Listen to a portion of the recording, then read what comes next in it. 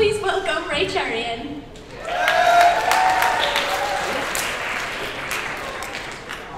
I think we can all agree that if there's one cliche that every teenage girl in the world has shared, it's a dissatisfaction with their body, right? Because we all just hate our bodies. It's just the way it is. Some of us have small moments of insecurity, while the rest of us spend our entire life just trying to feel a little bit less out of place in our own skin. Now, I was taught to hate my own body, to always feel unwanted because of how big I was or because of how dark I was. Now, I didn't learn that from playing with my Barbies or watching TV shows or movies or advertisements.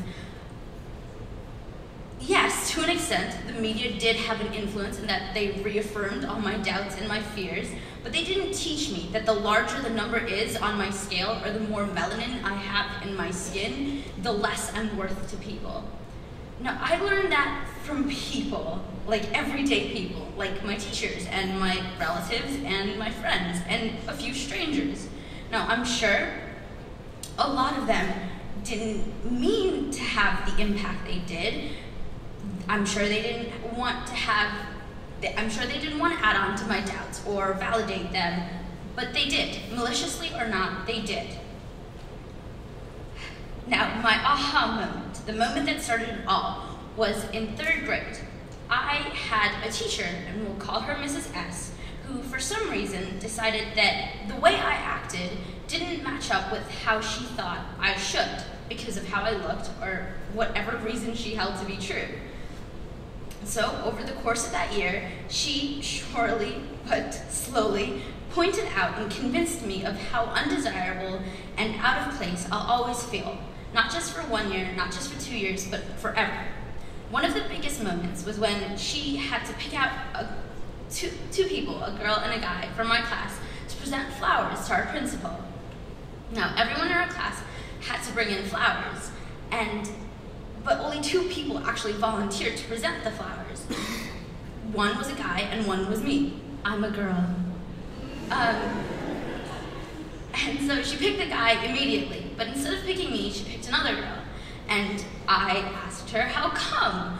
She doesn't want to go, I do. And she responded simply that I wasn't what she would want to have represent her or her class, because basically, she thought that I was a sore sight to look at, and she'd much rather have the other girl because she'd make for much prettier pictures and she'd make a much lovelier sight. And at that moment, I understood. I understood what people saw when they looked at me versus when they looked at the other girl. Because you see, she's very skinny and very beautiful. But she wasn't picked because of her personality or her intelligence, because those things don't matter when all you have to do is make a first impression, a passing first impression. All that matters is how you look. That's all. And since I'm not skinny, and by extension, not beautiful to them, I wasn't worthy of opportunities like that. Now, that's just one moment of 1 day of 1 year of my life. It shouldn't mean anything to me, but it does. Because since then, for the past 9 years, I lived a constant struggle between being the angry and frustrated person that I was taught to be and being the extroverted, loud, and oblivious person that I am. That moment is the reason that I spent so many of my years of my childhood being completely insecure and terrified of everything and about everything. And this is where the media comes into play. Because you see, the content that's marketed towards young girls, especially teenage girls, is this idea that you're broken and you need to be fixed, but someone else needs to fix you, not yourself. We as a society at some point decided that women don't need to be saved by a white knight from their towers. Instead, that every woman, every girl of every age is damaged, and that they need a man to come along, and that man being the one person that sees their worth, unlike everyone else around them, to come along and convince them of how special they are, of how worthy they are. They'll fix you and make you better. And that's what I wanted too. I wanted someone to come along and see me as someone who was worthy of something, of anything. I wanted them to then convince me of it, convince me that I'm not as out of place as I felt. But during the summer before my sophomore year, I met a few people that taught me a far more important lesson. They taught me that at the end of the day, if I wanted to be happy, I would have to fight for that happiness by myself. No one in this world will ever know you better than you know yourself. No one will ever make choices for you.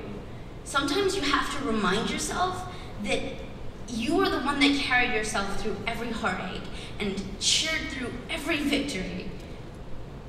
I finally understood that having this unhealthy need and dependence on other people's opinions and other people's feelings of you isn't something to be romanticized.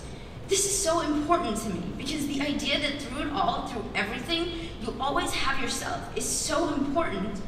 It's so comforting when you've spent so much of your life feeling alone. It's the reason that I can stand in front of a room full of strangers and talk about things I've never shared with people before.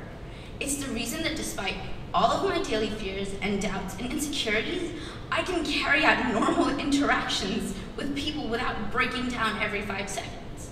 And what I leave you with today is a hope that 9 years from now, if someone asked me what my biggest aha moment was, I wouldn't talk about my 3rd grade teacher. I'd instead talk about the summer before sophomore year.